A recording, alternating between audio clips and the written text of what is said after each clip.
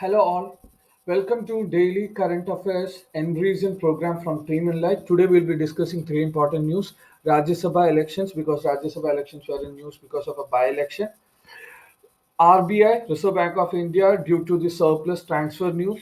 Central Adoption Resource Authority, CARA, which is the main nodal agency for adoption in the country, and some adoption rules under CARA. Okay, so let's get started. First news is regarding Rajya Sabha elections. Rajya Sabha is the upper house of the parliament. It is modelled on the basis of the House of Lords in UK.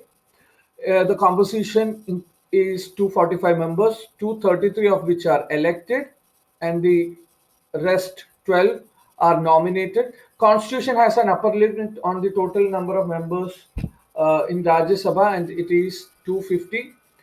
The number of Rajya Sabha members from a state is based on the population of a state. This is important, and this is a unitary feature. This is in opposition. You can compare this with US, because in US Senate, which is Senate, has equal number of members from every state. That is two members from every state, and it is considered a very strong uh, federal feature. In case of India, the number of Rajya Sabha members from a state depends on the population of a state, which is considered a strong unitary feature. Okay. Nominated members. The nominated members are nominated by President of India. They can come from various areas such as arts, literature, science, and social service. The ex officio chairperson of Rajya Sabha is the Vice President of India. The electorate of Rajya Sabha is different and special. Only elected members of state legislative assemblies get to vote in Rajya Sabha election, and the term of Rajya Sabha members is that of 6 years. However, if a Rajya Sabha member dies and there is a need for a by-election, the person winning the by-election only gets to serve the remainder of the predecessor's term. So if a person has already served 2 years and he dies while in office, then the person who wins the by-election for that seat gets the membership of the Rajya Sabha only for the remaining 4 years. Okay.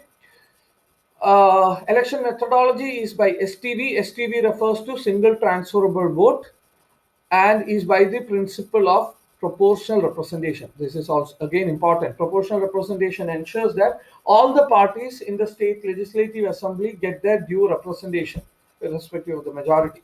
They get a due representation based on their numbers. Another important thing which you have to remember, and which is a gray area which you can get wrong, is regarding the secret votes and nota. RS election does not allow secret ballot votes, so it's an open vote system. Also, although initially it allowed nota, Rajya Sabha elections do not allow nota anymore because of Supreme Court verdict that says ki nota should not be used in proportional representation elections. So these are the important prelims perspective things that you have to know. From the mains perspective, you can. This is a very important area. Lok Sabha, Rajya Sabha, and Parliament is one of the important areas in polity. Anything on the lines of asymmetry in the powers of the two houses between Lok Sabha and Rajya Sabha, how the federal features in India are different, or explaining how it is inclining towards the unitary features, or what are the strong federal features, or what are the special powers of Rajya Sabha. All these are questions that they can ask from mains perspective in this area. Okay, moving on. Reserve Bank of India. It was in news for that surplus transfer. So I'll read out the main things in the news before we go into other static area. So it was in news because RBI recently transferred a surplus of 99,000 crore, much higher than the budget estimates.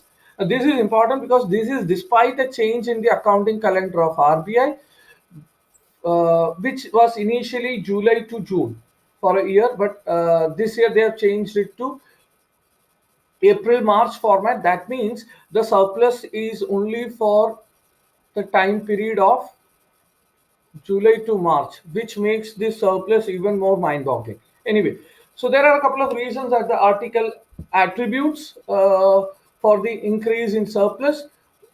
There is a huge contraction in the expenditure of RBI. That is one of the reasons. And the most important reason is the exchange gain that RBI has made from foreign exchange transactions. So these are the reasons for increase in surplus.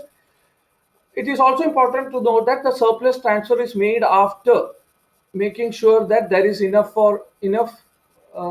maintained maintained as contingency reserves, which is 5.5% of balance sheet. 5.5% of balance sheet. This is mandated by Bimal Jalan Committee, which has mandated that RBI has to always ensure a contingency reserve of 5 to 6.5% of its balance sheet. Okay, so these are the main points from the news article. Other prelims related topics include RBI is a statutory body established in 1935 by RBI Act 1934. It was initially privately owned, however, it was nationalized in 1949 and now it is a fully owned government body. Its governance is by Central Board of Directors, which is headed by the RBI Governor. The Central Board of Director members are constituted by Government of India. The functions of RBI include monetary functions, supervisor of banking, being the supervisor of banking and financial system, manager of foreign exchange, being the issuer of currency, then being the banker of the government. So you can read more about it. These are the main functions. Then you can also, in the capacity of monetary authority, now the main decisions are made by Monetary Policy Committee, which is headed by RBI governor and which decides the benchmark rates in India. There are a few publications of RBI which you have to know: Financial Stability Report, Monetary Policy Report, Report on Financial Review are some of these. Then there are a few terms that you have to like look into. What is accommodative stance? Accommodative stance refers to having a flexible liquidity focus by RBI. You can read more about it. I'm just going to on lending, lending by banks to third parties for lending. Repo rate is the benchmark rate. MSF, marginal standing facility, very important. OMO, open market operations. You can read about these terms and understand them better. Moving on. Yeah.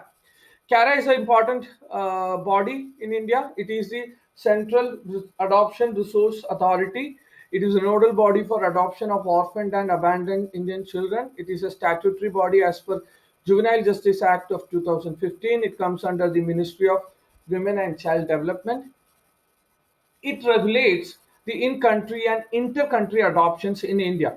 The inter-country adoptions in India are regulated as per Hague Convention on Inter-Country Adoption, of which India is a member. There is a mandatory condition that all the childcare institutions must be registered and linked to CARA. This is as per Juvenile Justice Act of 2015. You should also know that Juvenile Justice Act is in general a secular law because it allows all the persons from all the religions to adopt children if they meet the eligibility criteria for adoptive parents as listed by CARA. You should also know that CARA has a very generous and a very broad system for adoption because it allows individuals in a live-in relationship also to adopt. This is one statement which you can get wrong during prelims. Also, again, single women and single men can also adopt. However, there is a small distinction. Single women can adopt a child of any gender, while single men can adopt only boys. Also, important to note here is that a foreigner can also apply for adoption of a child from India to Canada. However, in case a foreigner is applying, he has to get a NOC, no objection certificate, from the diplomatic mission of his or her country in India. Okay, although we said that all the religions, all people, it's a secular law. Juvenile Justice Act is a secular law, and people across religions can adopt. However, there is a small distinction here, which is still being heard in Supreme Court and was in news some time back. Only adopted children of Hindus directly become their legal heirs because only Hindus have a codified law of adoption. Because other religions do not have a codified law of adoption, adopted children do not directly become legal heirs. This is still being heard in court, so we will see this news again in current affairs. Okay, that's all for today. With more news and more articles, we'll see you again. Thank you.